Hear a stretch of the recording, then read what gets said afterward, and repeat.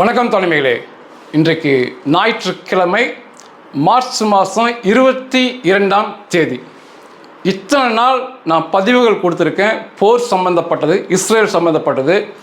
ஒரே ஒரு நாள் கூட 3ஆம் உலகப் போர் என்ற வார்த்தையை நான் பயன்படுத்தியதே கிடையாது. அதற்கு அவசியம் இல்லை என்று நினைப்பவன். ஆனால் நடக்கின்ற சம்பவங்களை பார்க்கும்போது, ஈரான் செய்யும் அடாவடித்தனத்தை பார்க்கும்போது நிச்சயமாக 3ஆம் உலகப் போரை நோக்கி இந்த உலகம் இழுத்து செல்லப்படும் என்று நிச்சயமாக தோன்றுகிறது. உலகப் போர் அப்படின்னா 195 நாடுகளும் கலந்து கொள்ள வேண்டிய அவசியம் கிடையாது. பெரும்பான்மை வல்லரசு நாடுகள் கலந்துகிட்டாலே அது உலகப் போர் என்று சொல்லப்படும். நான் இன்னைக்கு வரைக்கும் இந்த பரபரப்பை கிளப்பணும்னு சொல்லி உலகப்போர் 3ஆம் உலகப்போர் பேசியதே இல்லை. சென்ற வாரம் நான் நடைப்பயிற்சி காலில் செய்யும்போது ஒரு கிறிஸ்துவர் என்னுடைய பகுதியில் இருப்பவர் கேட்டார், பிரதர் இந்த மாதிரி 3ஆம் உலகப்போர் வருமானம் அப்படின்னாரு. அப்படிலாம் வராதுங்க, ஏன் அதெல்லாம் வரக்க வேண்டிய அவசியமே இல்லை, யார் சொன்னது அப்படின்னு கேட்டேன். தீர்க்க தரிசனம் சொல்கிறது அப்படின்னாரு அவர். அப்படிலாம் எதுவுமே வராதுங்க அப்படின்னு போயிட்டேன். நான் எப்போதுமே அறிவுரை என்ன சொன்னேன்னா, ஒரு கேஸ் சிலிண்டர் அதிகபட்சமாக வீட்டில் வச்சுக்கோங்க, போதுமானது, சண்டை முடிஞ்சுன்னு தான் நான் இதுவரைக்கும் பதிவு பண்ணேன். சுத்தமாக கடவுள் நம்பிக்கை எனக்கு கிடையாது. இந்த தீர்க்க தரிசனம் எதுலேயும் எனக்கு நம்பிக்கை கிடையாது. ஆனால் நடக்கும் சம்பவங்கள், நான் கண்ணால் காணும் காட்சிகள் நிச்சயமாக உலகப் போருக்கு இழுத்து செல்லும். குறிப்பாக ஈரானின் நய வஞ்சகம், தேர்ந்தெடுக்கப்பட்ட இடங்களை அவர்கள் தாக்குவது, நம்ம அழிஞ்சாலும் பரவாயில்ல, மிகப்பெரிய போர் வர வேண்டும். நம்முடைய பார்வையிலிருந்து இந்த ஈரான் அழிக்கப்படுவதிலிருந்து தப்பிக்க வேண்டும். இந்த இஸ்லாமிய அரபிய நாடுகள் ஒன்றாக சேர்ந்து இஸ்ரேலை தாக்க வேண்டும் என்று சொல்லி திட்டமிட்டு செயல்பட்டு கொண்டிருக்காங்க. அதுக்கு முன்னால் நூலிலையில் உயிர் தப்பிய மொத்த இஸ்ரேல் அப்படின்னு எழுதியிருந்தேன் தமிழில். அதை முதல்ல பேசிடுறேன். சனிக்கிழமை, அதாவது நேற்று முழுக்க இஸ்ரேலுக்கு சோதனை நாளாக அமைந்த தினம். அனைத்து தாக்குதலுமே சனிக்கிழமை நடந்த தாக்குதலில் அதிகமாக மிசைல் இன்டர்செப்டர் ஃபெயிலியர் அப்படிங்கிறாங்க. அதாவது ஈரானிலிருந்து வந்த ஏவுகணையை தடுக்கும் இஸ்ரேலிய ஏவுகணைகள் தோல்வி உற்றது அல்லது அது கிளம்பவே இல்லை. ரெண்டுமே நடந்திருக்கு சனிக்கிழமை. இதெல்லாம் ஏன் நடக்குதுன்னு புரிய மாட்டேங்குது. இந்த 3ஆம் உலகப் போர் என்பதை அனைத்து யூதர்களும், இஸ்ரேல் யூதர்களும், அனைத்து கிறிஸ்தவர்களும் நம்புவாங்க. அவங்க என்ன சொல்லுவாங்கன்னா, இறுதி நாள் இப்படி தான் இருக்கும், இதுதான் அந்த புனித வேதாகமும் புனித தோரா சொல்லியிருக்கு, அதில் சொன்னதான் நடக்கும், மாற்றி நடக்காதுன்னு அவங்க ஆணித்தரமாக பேசுவாங்க. எனக்கு நம்பிக்கை இல்லை. ஆனால் நான் பார்ப்பதை உண்மையோடு பதிவு செய்கிறேன். சனிக்கிழமை ஈரான்லேருந்து ஏவுகணை வந்திருக்கு. இஸ்ரேல் தரப்பில் கிளம்பி செல்ல வேண்டிய, வழிமறித்து அளிக்க வேண்டிய ஏவுகணைகள் தோல்வியுற்றிருக்கு. சில இடத்துல கிளம்பவே இல்லை. சனிக்கிழமை காலையில் முதல் தாக்குதல் ஐசன் லி ஜியாங் இந்த பகுதியில் உள்ள ஒரு மழலையர் பள்ளி மேலே ஈரானுடைய ஏவுகணை தாக்குதல் நடத்தியது. டைரக்ட் ஹிட் அப்படிம்பாங்க. நேரடியாக தாக்குதல் நடத்தியது. நல்ல வேளையாக சனிக்கிழமை யூதர்களின் ஓய்வு நாள், உள்ள எந்த குழந்தைகளும் இல்லை. ஆனால் அந்த மழலையர் பள்ளி முற்றாக சேதமானது. 2 பேர், ஒரு 70 வயது ஒரு 40 வயது ஆண் காயமுற்றார்கள். இது காலையில் நடந்துச்சு. இதை எல்லாம் அங்கே போய் பார்த்து காப்பாற்றும் முயற்சியில் ஈடுபட்டிருக்கும் போது, அந்த கட்டிட சேதங்களை பார்த்து கொண்டிருக்கும் போதே மாலூத்தில் இஸ்ரேலில் தாக்குதல் இருந்துச்சு. மாலூத்தில் தான் எனக்கு வீடு இருந்துச்சு. நான் மாலூத்தில் தான் குடியிருந்தேன். மாலூத் அப்படிம்பாங்க. அந்த இடத்துல ஈரானுடைய ஏவுகணைகள், இசபுல்லா பயங்கரவாதிகளின் ராக்கெட்டுகள், ட்ரோன்கள் நேற்று தாக்குதல் நடத்தியது. பெரிய அளவில் காயம் இல்லை. எல்லா பார்வையும் இந்த ஆம்புலன்ஸ் எல்லாம் அங்கே போய், இஸ்ரேலுடைய ஆம்புலன்ஸ் அங்கே சேவை செய்யும் போது சனி மாலை மிகப்பெரிய அதிர்ச்சியான சம்பவம் இஸ்ரேலுக்குள்ள நடந்துச்சு. ஈரானுடைய ஏவுகணைகள் நேராக திமோனா என்ற பகுதியில் ஆராக் என்ற இடத்துல மிகப்பெரிய தாக்குதல் நடத்தியது. டைரக்ட் ஹிட், நேராக தாக்குதல் நடத்திடுச்சு. எந்த வித வழிமறைப்பு, அதை மறிக்கும் முயற்சி எதுவுமே நடக்கல. நேராக தாக்குதல் நடத்தியது. இதில் அந்த கிண்டர் கார்டன் பள்ளியில் தாக்குதல் நடத்தும் போது அங்கே விழுந்த ஏவுகணையை பார்க்கும்போது 100 கிலோ எடையுள்ள வெடிமருந்து வார்ஹெட் அவங்க வச்சிருந்தது புரிய வந்துச்சு. இந்த அராக்கில் பார்க்கும்போது 450 கிலோ வார்ஹெட் வெடிமருந்து பொருள் 450 கிலோவோட அந்த ஏவுகணை தாக்குதல் நடத்தியது. இதுன்னு டிமோனா பகுதி ஏன் பரபரப்பாக சொல்கிறேன், மொத்த இஸ்ரேலை காப்பாற்றப்பட்டுச்சுன்னா, இஸ்ரேலுடைய அணு ஆராய்ச்சி மையம் இந்த திமோனா பகுதியில் 13 கிலோமீட்டர் தாண்டி ஒரு பாலைவன பரப்பில் இருக்குது. இஸ்ரேலுடைய அணு ஆராய்ச்சி மையம். ஈரானுடைய குறி அந்த அணு ஆராய்ச்சி மையம்தான். அந்த அணு ஆராய்ச்சி மையத்தில் மிகப்பெரிய சேதமாகல, சின்ன சேதத்தோடு அங்கே முடிச்சு. ஆனால் குறி தவறிய பிற ஏவுகணைகள் அங்கிருந்த அப்பார்ட்மெண்ட், குடியிருப்பு, நெருக்கமான குடியிருப்பை நேரடியாக தாக்கி மிகப்பெரிய சேதத்தை மாலையிலிருந்து தொடர்ச்சியாக ஒரு திமோனால அடுத்து அடுத்து அடுத்து இந்த தாக்குதல் சம்பவம் இரவு வரைக்கும் நடந்துகிட்டே இருந்தது. அந்த ஏவுகணை தாக்குதல் இதில் 11 பேர் மிகப்பெரிய சீரியஸ், அதாவது மரணப்படுக்கை அப்படின்னு சொல்லலாம். 11 பேர் ஆனாங்க. 100 பேர் படுகாயமாயிருக்காங்க இஸ்ரேலுக்குள்ள. இதில் அரபிய பத்திரிகை என்ன எழுதியிருக்காங்கன்னா 6 பேர் அதில் மரணம் அடைஞ்சுக்கிட்டாங்க. மீதம் உயிருக்கு அநேகர் போராடுறாங்க, அநேகர் புதைந்து போயிருக்கிறார்கள் அப்படின்னாங்க. உண்மைதான், புதைந்து போயிருக்கலாம். ஏன்னா இந்த அப்பார்ட்மெண்ட் அடுக்குமாடிகள் அப்படியே பொலபொலன் அப்படியே சரிஞ்சு கீழே வந்துருச்சு. அப்போ அதில் புதைக்கப்பட்டவர்கள்லாம் பார்க்குறக்கு இன்னைக்கு ஞாயிற்றுக்கிழமை பகலில் தான் பார்க்க முடியும். பலி எண்ணிக்கை நிச்சயமாக உயரும். ஆனால் இதில் ஈரான் வைத்த குறி மிகச்சரியாக திமோனாவை தாக்கியிருந்தது என்றால், இஸ்ரேல் என்ற ஒரு தேசத்தை நீங்கள் இன்று பார்த்திருக்க முடியாது.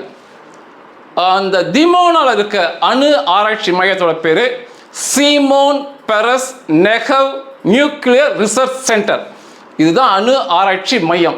அவங்க 1960 காலகட்டத்திலே திறந்துட்டாங்க இஸ்ரேலில். இது முழுக்க முழுக்க இராணுவ பயன்பாட்டிற்கானது. இதில் மக்கள் பயன்பாட்டிற்கான அணு ஆராய்ச்சி நிலையம் அதில் இல்லை.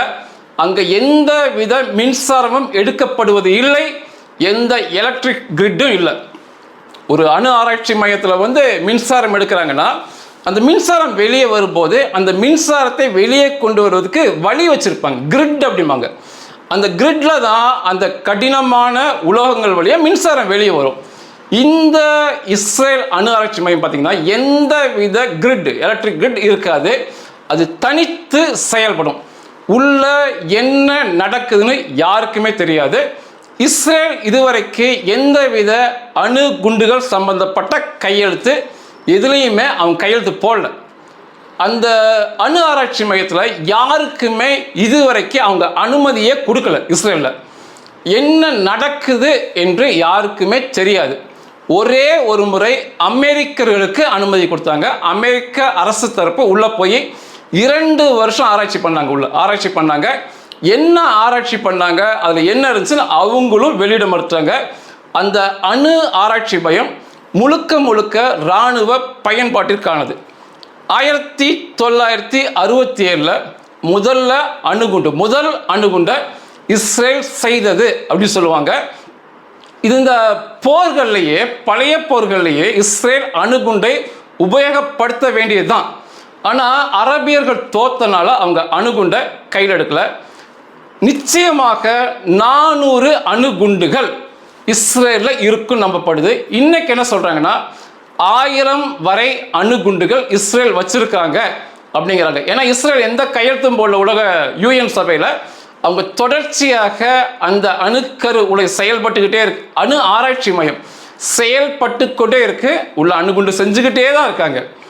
இஸ்ரேல் என்ன சொல்கிறாங்கன்னா, அவங்ககிட்ட போய் கேட்டதுக்கு நீங்கள் கரண்ட்டும் மின்சாரத்தையும் தயாரிக்கல, பிறகு எதற்கு இந்த அணு ஆராய்ச்சி மையம்னா அவங்க என்ன சொல்கிறாங்க, எளிதாக சொல்லுவாங்க, அணுக்கரு அணு சம்பந்தப்பட்ட ஆராய்ச்சி உள்ள நடக்குது, அவ்வளோதான் அப்படின்னு அவங்க சொல்றாங்க.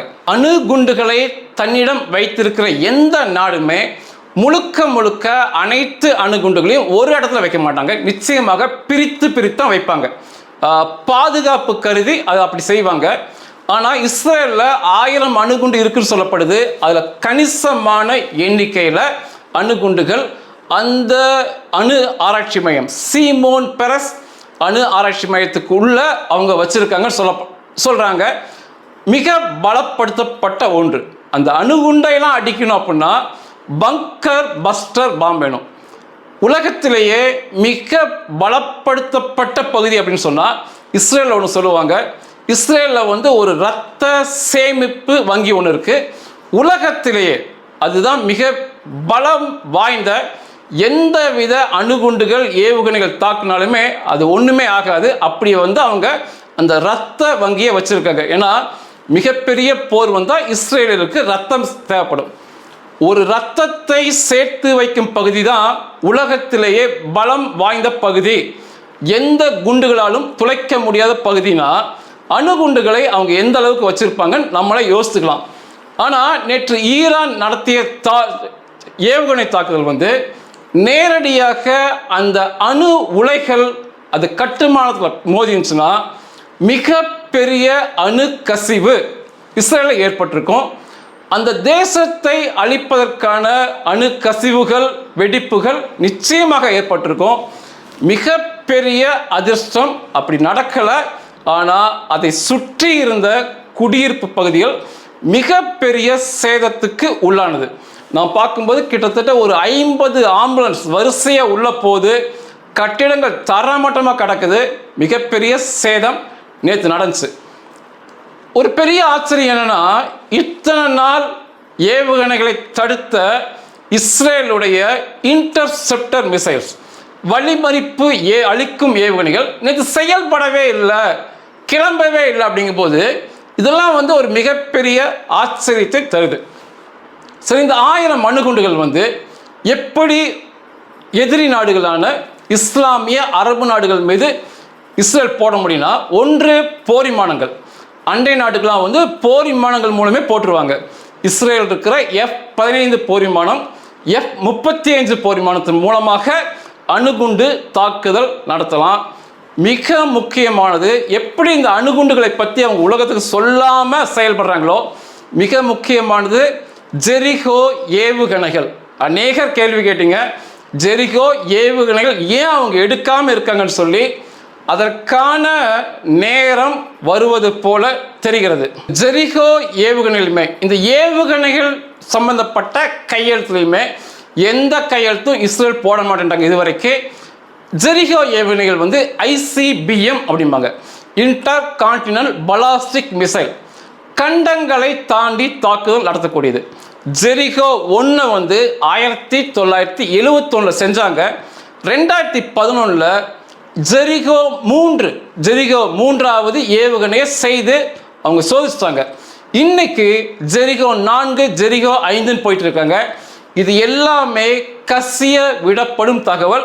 இஸ்ரேல் இது தம்பட்டம் அடிக்கிறதே இல்லை. நான் ஜெரிகோ 3வது மட்டும் சொல்கிறேன். ஜெரிகோ 3 பற்றி தெரிஞ்சுக்கும் போது 1, 2 நமக்கு அவசியம் இல்லை. இந்த ஜெரிகோ 3 ஏவுகணை 30,000 கிலோ எடை இருக்கும்.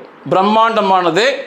15.5 மீட்டர் நீளம் இருக்கும்.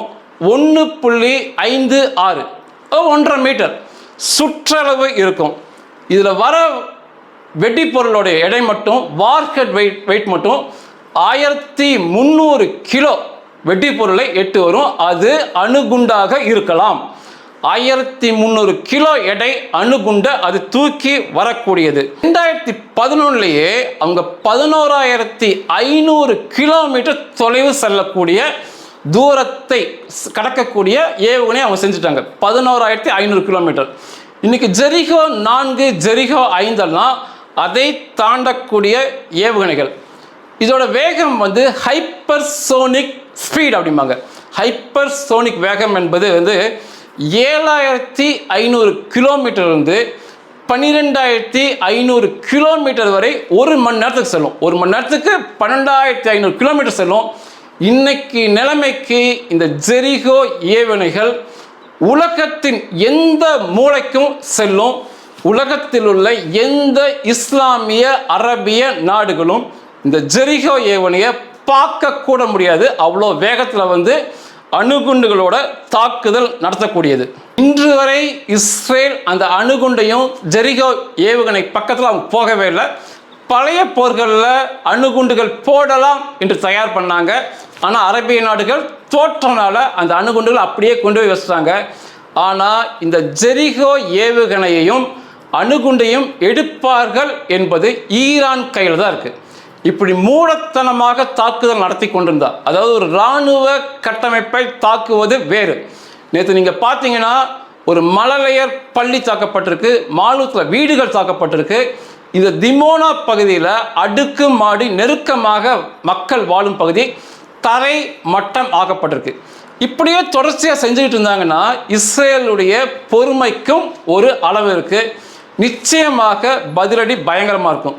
இன்றைக்கே இஸ்ரேல் முப்படை தளபதி ஏஆல் ஜமீர் மிக கடுமையாக ஈரானை, அதாவது ஈரான் முழுக்க நீங்கள் குறிவைத்து தாக்குங்கள் சொல்லி விமானப்படைக்கு உத்தரவு கொடுத்துருக்காரு. நான் பேசுகிற இந்த ஞாயிற்றுக்கிழமை இந்த பொழுதுல இஸ்ரேலிய போர் விமானங்கள் மிக கடுமையான பதிலடிகளை ஈரானுக்குள்ளே கொடுத்துக்கிட்டு இருக்காங்க. சரி, உலக போர் இதுதான் நேற்று இஸ்ரேல் நூல் நிலையில் உயிர் தப்பியது. சரி, மூன்றாம் உலக போர் நான் ஏன் பேசினேன் அப்படின்னா, சென்ற வாரம் ஈரான் நடத்திய தாக்குதல், அநேக தாக்குதல் ஏவுகணைகள் இஸ்ரேலில் உள்ள ஜெருசலேம், ஓல்டு ஜெருசலேம் பகுதியில் தொடர்ச்சியாக நடத்தப்பட்டது. அந்த ஓல்டு ஜெருசலேம் பகுதியில் தான் அல்லாஸ்கா மசூதி இருக்குது. நான் ஒரு வீடியோ காட்டுறேன். அது மிக அதிர்ச்சியான வீடியோ. மிகப்பெரிய அளவில் இஸ்ரேலே வெளியே தரல. ஒரு மிகப்பெரிய கொந்தளிப்பான சூழல் உருவாகும் சொல்லி அல்லாஸ்கா மசூதிக்கு பக்கத்தில் ஈரான் ஏவுகணையில் விழுந்து ஒரு மிகப்பெரிய தாக்குதல் நடத்தியது சென்ற வாரத்தில். அங்கேயுமே அல்லாஸ்கா மசூதி பகுதியிலும் சரி, இந்த திமோனா பகுதியிலும் சரி, எண்ணற்ற வான் எதிர்ப்பு சாதனங்கள் ஏவுகணைகள் இஸ்ரேல் வச்சிருக்காங்க தான். ஆனால் சில நேரங்களில் அவை கிளம்பாமல் இருக்குதுன்னு சொல்றது மிகப்பெரிய அதிர்ச்சியை தருது. இந்த அல்லாஸ்கா மசூதிக்கு பக்கத்தில் ஈரான் வேண்டும் என்றே தாக்குதல் நடத்தினாங்க. அதாவது ஒரு 100 மீட்டர் 200 மீட்டர் தொலைவில் தான் அந்த ஏவுகணை தாக்குதல் நடத்தியது.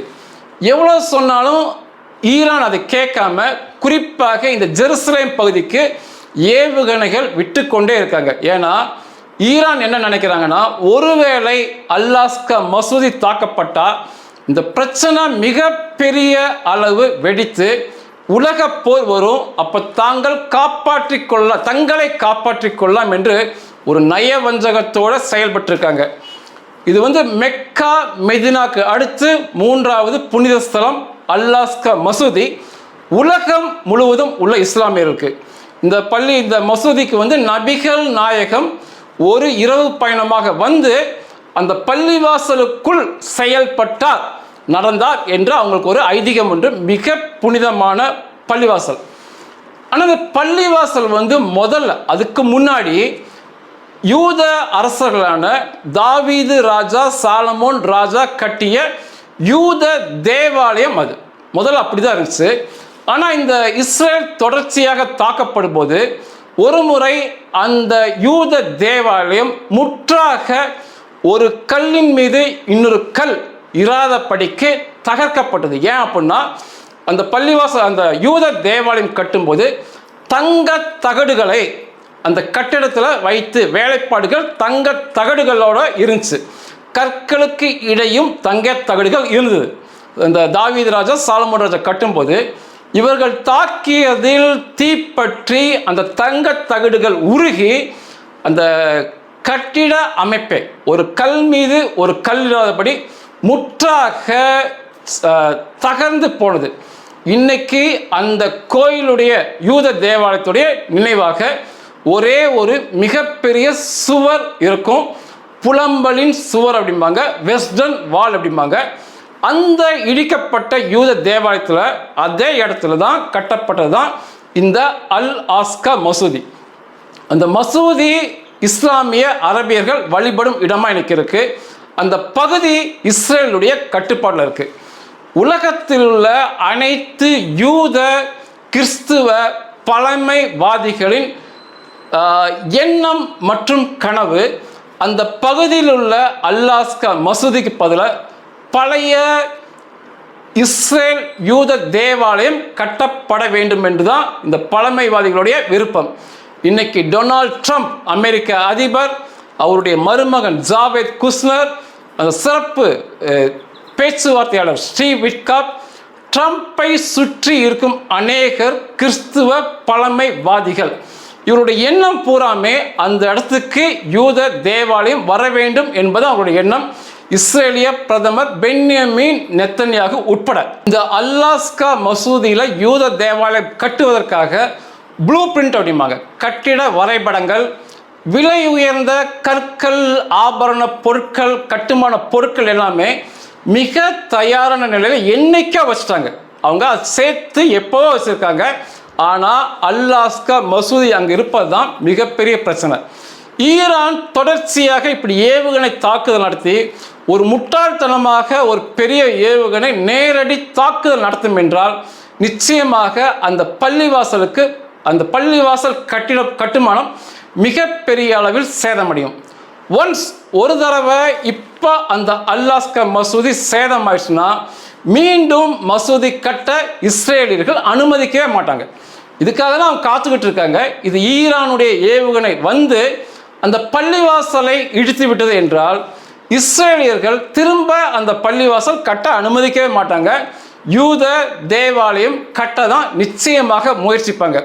இவங்க என்ன சொல்கிறாங்க? புனித வேதாகமம், புனித தோரா, இஸ்ரேலிய மத நூல் என்ன சொல்லுதுன்னா, இந்த இடத்துல அந்த பள்ளிவாசலுக்கு பதிலாக இஸ்ரேலியர்கள் யூத தேவாலயம் கட்ட முயற்சிக்கும் போது மிகப்பெரிய உலக போர் ஏற்படும். இஸ்ரேலுக்கு எதிராக அனைத்து இஸ்லாமிய அரபு நாடுகள் ஒன்றாக சேர்ந்து சண்டைக்கு செல்வார்கள். இஸ்ரேல் தனித்து விடப்படும் அப்படிங்கிறாங்க.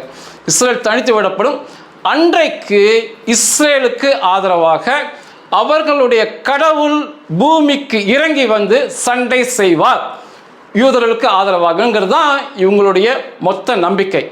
இன்னைக்கு வந்து சுற்றி இருக்கிற எகிப்து, ஜோர்டான், சிரியா, லெபனான், அதை தாண்டி இருக்கிற யுஏஇ, சவுதி, பஹ்ரைன், குவைத், இந்த எல்லா நாடுகள், ஈராக், ஈரான், பாகிஸ்தான் உட்பட இஸ்ரேலியர்கள் யூத தேவாலயம் கட்ட முயற்சித்தால் நிச்சயமாக சண்டைக்கு போவாங்க. இந்த நாடுகளில், அரபிய இஸ்லாமிய நாடுகளில் அணுகுண்டை வைத்திருக்கும் ஒரே ஒரு நாடு எதுனா பாகிஸ்தான் தான். பாகிஸ்தானிலிருந்து இஸ்ரேலுக்கு அணுகுண்டை அனுப்ப முடியாது. அவங்ககிட்ட அந்த ஏவுகணை வசதி, அத்தனை தூரம் செல்லும் ஏவுகணை வசதி இல்லை. ஆனால் இன்னைக்கு பாகிஸ்தானும் சவுதி அரேபியாவும் ஒரு குடையின் கீழே, அதாவது பாகிஸ்தான் அணுகுண்டுகள் சவுதி அரேபியாவிலும் வைக்கலாம் என்ற ஒரு பாதுகாப்பு ஒப்பந்தத்தில் போயிட்டு இருக்காங்க.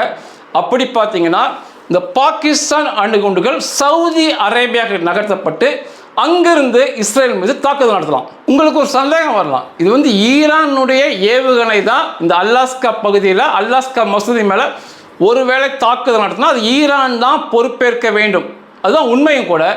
ஆனால் அப்படி ஒரு தாக்குதல் நடந்தால் ஈரான் நிச்சயமாக அதை ஏற்றுக்கொள்ளாது. அவர்களுடைய ஏவுகணை தான் அல்லாஸ்கா மசூதி மேலே தாக்குதல் நடந்துச்சுன்னா அவங்க ஏற்றுக்க மாட்டாங்க. அவங்க என்னம்பாங்கன்னா, ஈரான் இது இஸ்ரேல் திட்டமிட்டு இஸ்ரேல் ஏவுகணைகள் அந்த மசூதியை தாக்கிவிட்டது, நாங்கள் தாக்கலை, நாங்கள் எப்படி ஒரு மசூதியை தாக்குவோம் அப்படிங்கிற நிலைப்பாடுக்கு தான் ஈரான் போவாங்க. 250 கோடி இஸ்லாமிய அரபிய மக்களும் அதைத்தான் நம்புவாங்க. அதை கேட்டார் போல ஏஐ வீடியோக்கள், புகைப்படத்தை ஈரான் வெளியிடுவாங்க. மொத்த இஸ்லாமிய அரபிய ஜனங்கள் அவர்கள் சொல்லுதான் நம்புவாங்க. இப்போ வரைக்கும் இந்த ஈரான் தாக்குவது, அல்லாஸ்கா மசூதி பக்கத்தில் மிசைல் தாக்குதல் நடத்திய எதையுமே அவங்க ஏற்றுக்கொள்ளாமல் முழுக்க முழுக்க இஸ்ரேல் மீது தான் அவருடைய கோப பார்வை திரும்பும். அந்த ஒருவேளை அல்லாஸ்கா மசூதி இடிக்கப்பட்டு அந்த மசூதி இடிக்கப்பட்டால் திரும்ப மசூதி கட்ட நிச்சயமாக இஸ்ரேல் அனுமதிக்காது. அந்த இடத்துல யூத தேவாலயம் தான் கட்டுவாங்க. அது எந்த மாற்று கருத்து மேலே அதற்கான தயார் நிலையில் தான் இருக்காங்க. எந்த யூதரிடமும் கிறிஸ்தவரிடம் போய் கேட்டிங்கன்னா இதுதான் இறுதி, இப்படி தான் நடக்கும், இப்படி தான் எங்களுக்கு தீர்க்க தரிசனம் சொல்லியிருக்கு, அதுதான் நடக்கும், அது எப்படி நடக்காமல் போகும் தான் இந்த மக்கள்லாம் சொல்லுவாங்க. இன்னைக்கு வரைக்கும் எனக்கெல்லாம் அந்த நம்பிக்கை இல்லை நிச்சயமாகவே. ஆனால் நடக்கும் சம்பவங்களை பார்க்கும்போது பார்த்தீங்கன்னா அது அப்படியே நடந்துட்டு வருது. இந்த அணுக்கரு உலை பக்கத்தில் தாக்குதல் நடக்குது. எந்த இஸ்ரேலிய ஏவுகணையும் கிளம்பி போனது தோல்வியில் முடிதுங்கிறாங்க. அலாஸ்கா மசூதி பக்கத்தில் சில 100 மீட்டரில் ஈரான் ஏவுகணை தாக்குதல் நடத்துது. இதெல்லாம் பார்க்கும்போது இந்த நோக்கி தான், இந்த 3ஆம் உலகப் போரை நோக்கி தான் செல்கிறோம் அல்லது இழுத்து செல்லப்படுகிறோம். ஈரானுடைய நயவஞ்சகத்தால் இழுத்து செல்லப்படுகிறோம் என்று தோணுது. இது கடைசி போராக இருக்குது.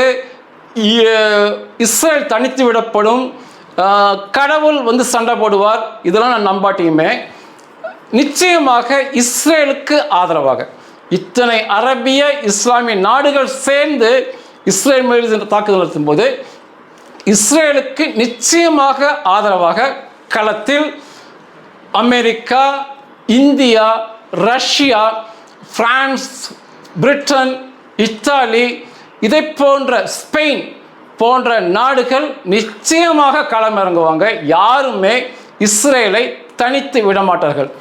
கடவுள் என்பது அமெரிக்கா, இந்தியா, பிரிட்டன், பிரான்ஸ் இதை போன்ற நாடுகள் தான் கடவுள் என்று பார்க்க முடியுது என்னால். அதை போலவே தான் உங்களையும் நான் பார்க்கிறேன். இந்த சம்பவத்தை நான் உண்மையை பதிவு பண்ணியிருக்கிறேன். தொடர்ச்சியாக ஈரான் தேவை அற்றத்தனமாக இதை போல தாக்குதல் சம்பவத்தை நடத்திட்டு இருக்காங்க. இதை போல அணுக்கரு கட்டமைப்பை தாக்குவது, உலக புகழ் வாய்ந்த மசூதி பக்கத்தில் தாக்குதல் நடத்துவதெல்லாம் அவர்கள் திட்டமிட்டு 3ஆம் உலகப் போருக்கு இழுத்து செல்கிறார்கள் என்றுதான் தோன்றுது. மிகப்பெரிய அளவில் சேதம். ஏன்னா நீங்கள் இந்த ஜெரிகோ ஏவுகணைகள், இஸ்ரேலில் இருக்கும் 1000 அணுகுண்டுகள்லாம் யோசித்து பார்த்தீங்கன்னா உலகத்தில் உள்ள அனைத்து இஸ்லாமிய அரேபிய நாடுகளை இஸ்ரேல் அதனுடைய ஏவுகணை, ஜெரிகோ ஏவுகணை மூலமாக, அதனுடைய அணுகுண்டுகள் மூலமாக தாக்குதல் நடத்துவார்கள் என்று தோணுது. தாக்குதல் அவர்கள் நடத்த முடியும். இஸ்ரேலும் அமெரிக்காவும் அணுகுண்டை பயன்படுத்த நிச்சயம் தயங்க மாட்டாங்க. போரின் விளைவு அவங்களுக்கு எதிராக வந்துச்சுன்னா அமெரிக்கா அணுகுண்டை போட்டே காமிச்சிருக்காங்க, இஸ்ரேல் அணுகுண்டை கையில் எடுத்து காமிச்சாங்க. ஆனால் அவங்க ஜெயிச்சிட்டாங்க போரில். இது தொடர்ச்சியாக ஈரான் இப்படி செஞ்சுட்டு இருந்ததுன்னா இந்த நான் பேசியது ஏற்பதான் முடிவுகள் போய் நிற்கும். நன்றிகள்.